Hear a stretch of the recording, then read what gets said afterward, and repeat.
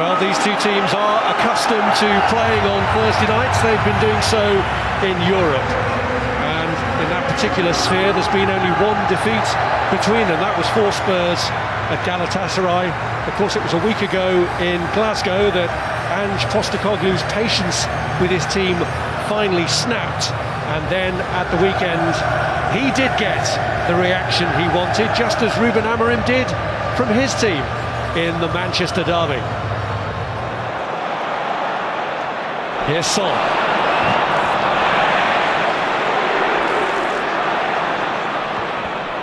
Fernandes tries to get it away, but it was won back by Basuma. He's done a very destructive job in breaking up United's play. Madison's got the free kick. He's got his captain as an option and he uses him. Son again can go.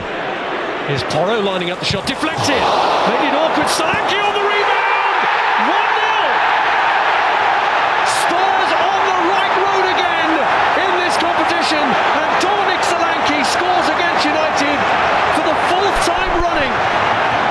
Well, we know Porro can hit them from distance, but I'd have to have another look at it from a keeper's perspective.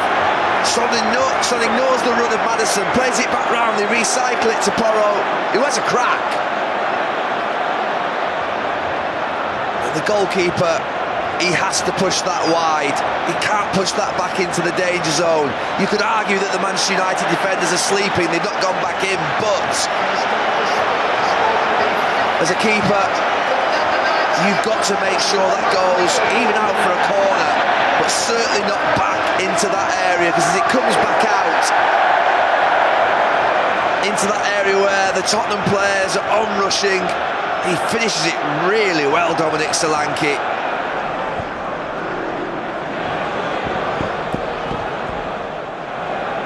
Euro. Led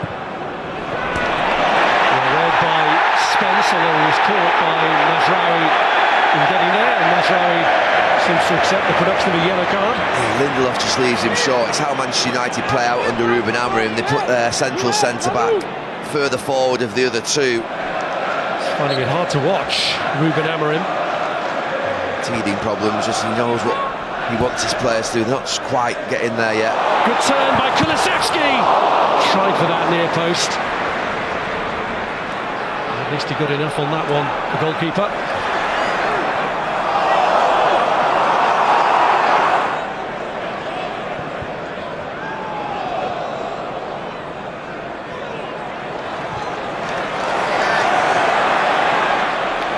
Here goes Son. Pulled across and turned in by Kulusevski.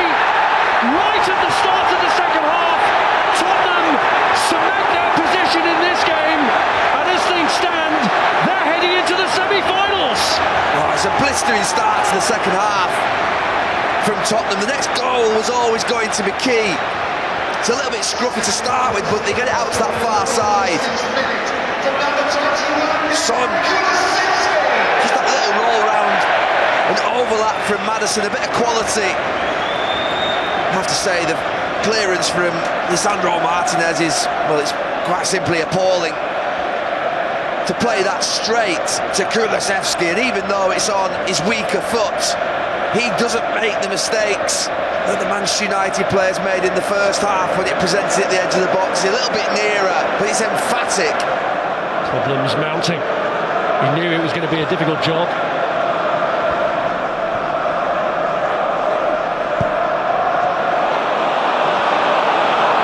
More pressure here on Manchester United. Solanke makes it 3!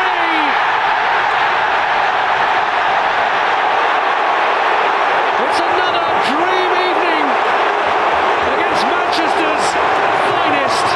They destroyed City, and they're doing the same against Manchester United, not for the first time this season either. Well, Ruben Amorim goes down on his knees again, and his team could be down on their knees. They don't get the line right. Lisandro Martinez is slightly deeper. Johnny Evans is stepping up, and it's Mendy, boys. He just goes past Lisandro Martinez like he's not there, and Johnny Evans, and at will pretty much does what he wants, Dominic Solanke, and just said, any of those front players for Spurs will be in that Manchester United starting 11, and they're proving why.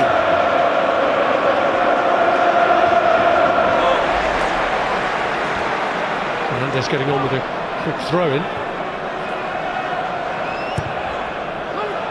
Looking for Xerxes, who gets the header away. It's a great save. Full stretch, and Forster, who's not had a great deal to do, did what he had to there. It really was. It was like a looping cross that just went over Gray's head. He just gets underneath it. He heads it into the ground, Xerxes, and it just gathers pace off the surface.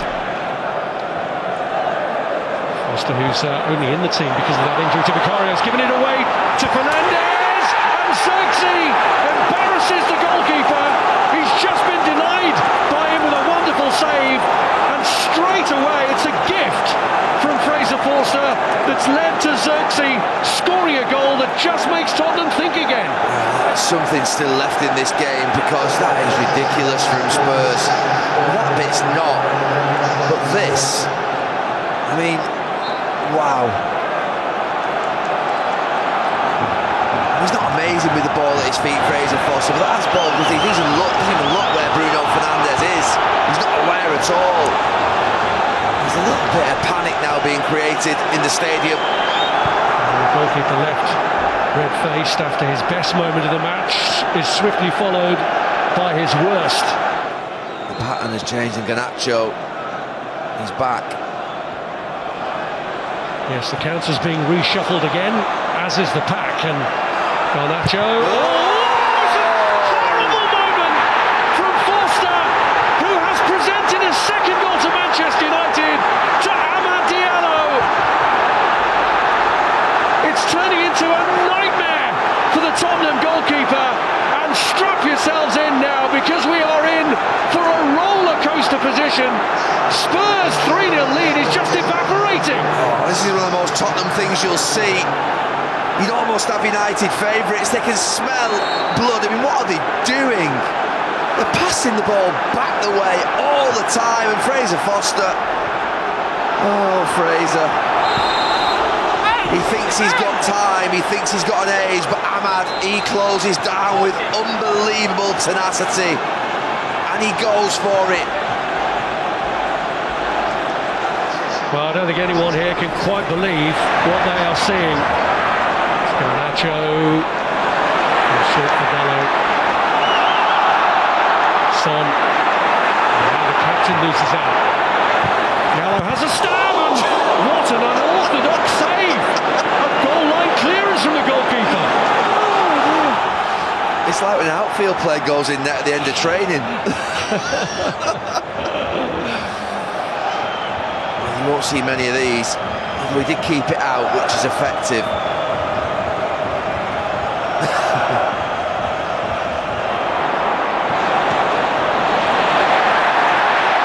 Ball from Mazraoui anticipated though. Here's Jed Spence, played in behind to Son. Solanke's still on the hat-trick, waiting in the middle. The tackle is made. It's a good enough tackle in terms of only leading to a corner. At least they play it in behind Manchester United this time. It makes Manchester United and Euro have to defend.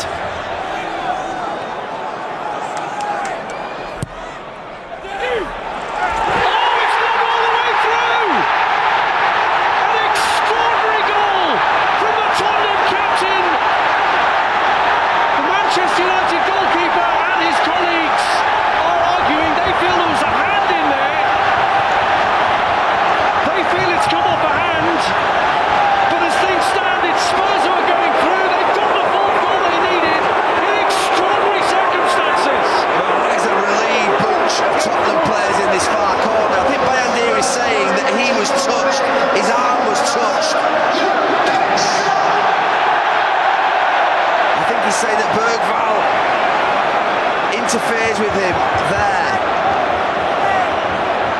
So I think he thinks his right hand of Bergvall just comes on top of it. I mean, it touches his left hand. He goes for it with his right. I mean, it's a mess. I've got no sympathy, I have to say, for goalkeepers. Well, he looked up at the screen here, the goalkeeper, and felt he had even more cause to argue.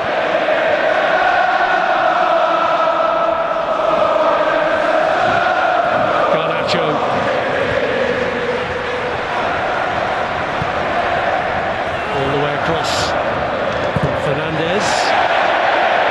Into the right into the air by Sarr.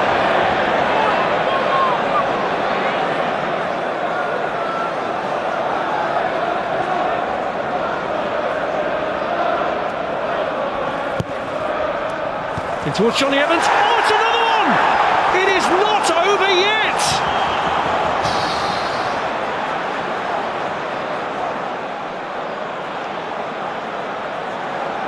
Johnny Evans, I think, gets across the near post. I think Fraser Forster gets something on it.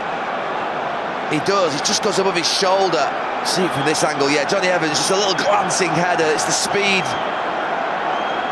that takes it past Fraser Forster, and there's a couple of minutes left yet.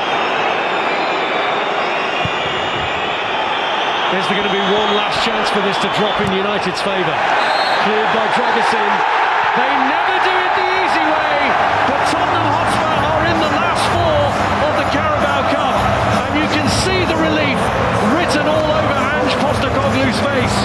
It's not been a smooth path, and this one certainly wasn't smooth, even though at one stage they were 3-0 up. Not so much a Christmas movie as a horror movie for the goalkeepers. Altay Bayindir started it all off, topped and tailed the goals that Spurs scored with errors. But the biggest horror of the night was for Fraser Forster, who let Manchester United back into it when Spurs had been 3-0 up. Two catastrophic mistakes, presenting goals to Xerxes and Diallo.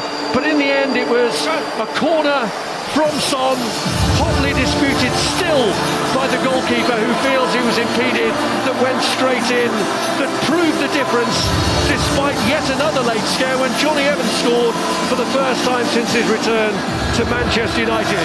But joining Arsenal, Liverpool and Newcastle in the semi-final draw later, it will be Tottenham Hotspur in an extraordinary game here. They beat Manchester United